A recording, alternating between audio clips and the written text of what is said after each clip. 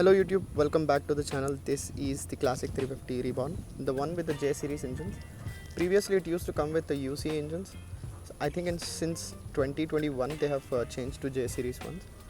I'll share with you some of the things that I like about this, and I'll also share another video where I'll talk about the things that I do not like that much on this.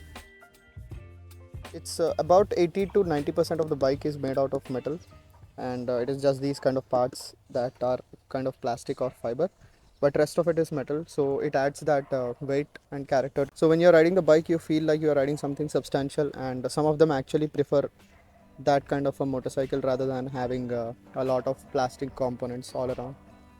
Once it happened that a rider from behind came and hit the motorcycle on his scooty, but it just took a little bit of dent, but everything is fine over here. So one of the things that I really like about this motorcycle is its seating comfort and the suspension setup.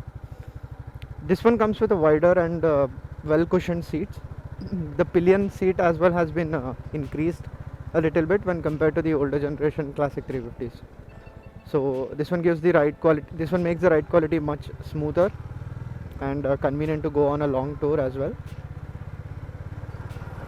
So that is one good aspect about this motorcycle which I always like on this one, more so than the other competitors as well.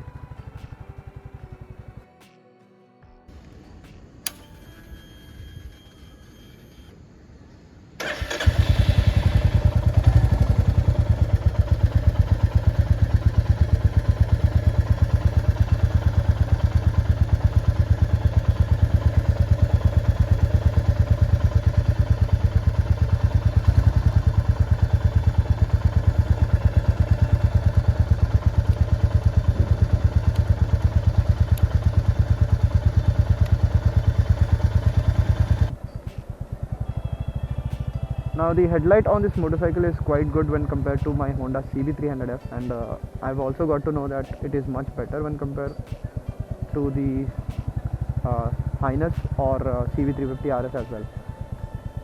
So if you can see, it also gives you some omega shaped ring, I would say. But yeah, now that being an yellow light, it is much good when it comes to visibility factor. Dominar has one of the best headlight setups right out of the box. This one comes second to that, I would say. If you can even do long tours on this without even an auxiliary headlight, but having those auxiliary headlight is something for your own safety, so I would still recommend that.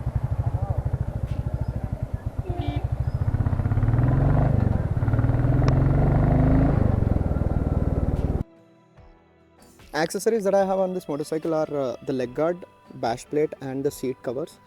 I also wanted to get the back rest as well, but since I was driving solo most of the time, I thought it was not necessary at this point. So, but accessories is one of the main aspects of this motorcycle because there are so many available aftermarket as well as from the company.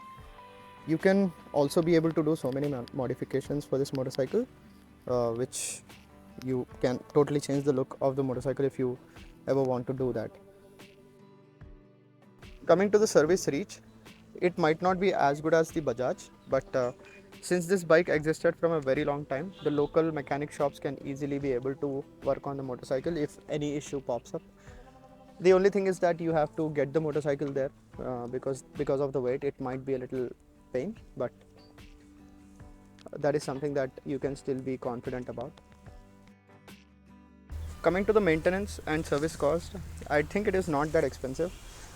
The general service will cost you around 2300 to 2600. If you know how to change the oil and oil filter, then you can also save on the labor costs. Spares on this one are not that expensive either. Some of them are quite cheap. For example, this brakes from Biber, which is actually an Indian subsidiary from Brembo.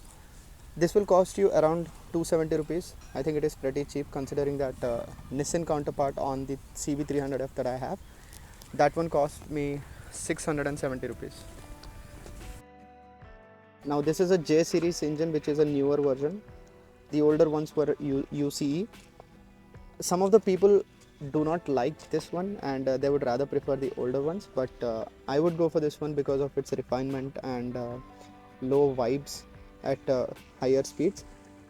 Again, this is a personal preference. If you want that thump from the old generation and that kind of a character, then you still want to prefer the UCE ones.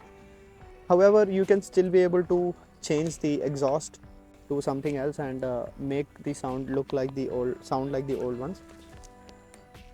But the timing difference in the beat of the motorcycle will still not give you the same feeling on this one like it did on the previous generation classics. So again, that is one thing to consider.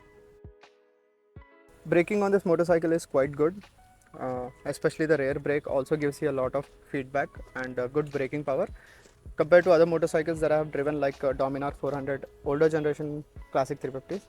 This one has a good braking bite, but there is also a dual disc and drum model available for the rear brake. So for the drum edition, I think it is not that great, not as good as this one. So you might want to take that into consideration as well. Now the last and the best part of the motorcycle is its community and heritage that it is associated with.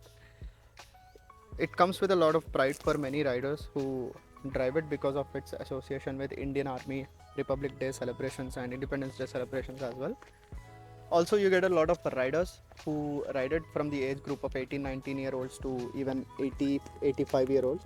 So there is something to connect on, and you can make a lot of social connections. That's it for this video. Do let me know in the comments below if you have any queries or concerns. I try to answer them. And if you like the video, do hit the like button and subscribe to the channel if possible. Thank you so much for watching, guys. See you guys in the next one.